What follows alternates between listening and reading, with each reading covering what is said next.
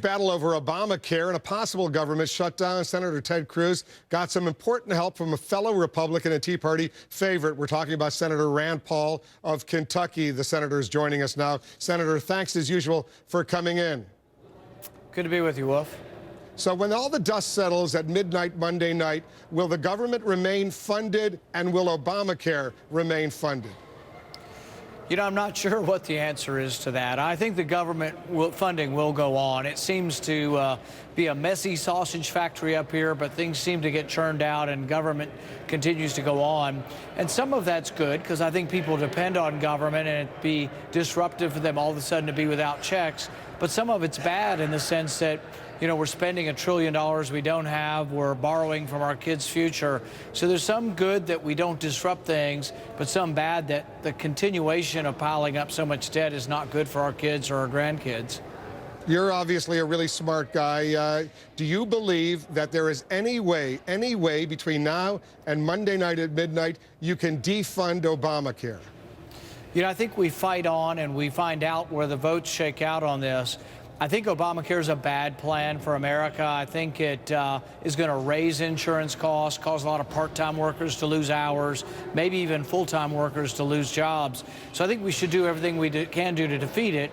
But we're against long odds. You know, we're against a majority in the Senate that's Democrats who wants Obamacare. We're against the president. It's his signature issue.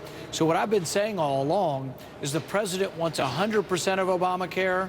We don't want any part of it. Maybe the in-between solution is we try to get rid of some of the worst parts of it. And that would be having some amendments, some discussion. But so far, there's been no discussion from the Democrats and no indication that they'll compromise at all. But that's not going to be possible realistically between now and Monday night. That's going to have to wait another day. And that raises the next question. Assuming you continue to fund the government, assuming Obamacare goes into effect fully funded on October 1st, next Tuesday, are you going to play this same card as far as raising the debt ceiling, which expires October 17th, according to the Treasury Department? You're going to have to raise the debt ceiling, otherwise the U.S. will default.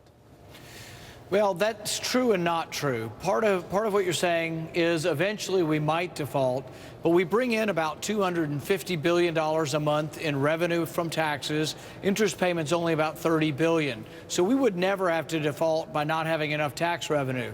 Although we do spend about 30% more than we bring in, which leads to a large $1 trillion deficit, technically we could balance our budget and continue on without raising the debt ceiling.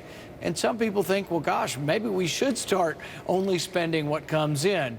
The bottom line in all of this battle is I think neither side gets everything they want, but really the discussion needs to be that the Democrats and the president appear to be refusing to negotiate even on things members of their own party are saying are wrong with Obamacare. I want you to listen to Senator Cruz and Senator McCain. We've got some sound bites from what they said over the past 24 hours, and then I'll want you to weigh in. Listen to this.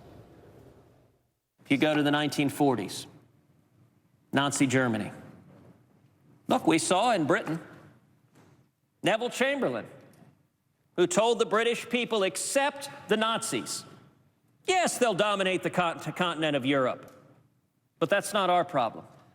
Let's appease them. Why? Because it can't be done. We can't possibly stand against them. And in America, there were voices that listened to that. I think it's wrong. And I think it's a disservice to those who stood up and shouted at the top of their lungs that we cannot appease and that we must act. And we did act. And it's a disservice to those who did act. How awkward was that comparison to the Nazis in this current debate over Obamacare, Senator? I hate Obamacare about as much as anybody, but I'm not a real big fan of either Hitler or Chamberlain comparisons because obviously war is a different subject. And I am sensitive to people who are always trotting this up and calling everybody this or that name from history. Obamacare is a bad thing. We ought to discuss it on its own merits, but, you know, that's where I am. I think we ought to just stick to Obamacare. I think you're probably right on that. You could discuss and debate Obamacare, but bringing in Nazis and Hitler and all of this, obviously not appropriate.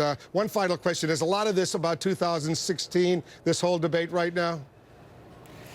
Maybe, maybe not. And going back a little bit to the Nazis, I have spoke for 13 hours, not 20 hours. So I would also say that Senator Cruz deserves a little leeway when he's in his 20th hour of what he's saying. That's a fair point as well. All right, Senator, thanks very much. The debate continues. Let's see what happens by midnight Monday night. Senator Rand Paul of Kentucky.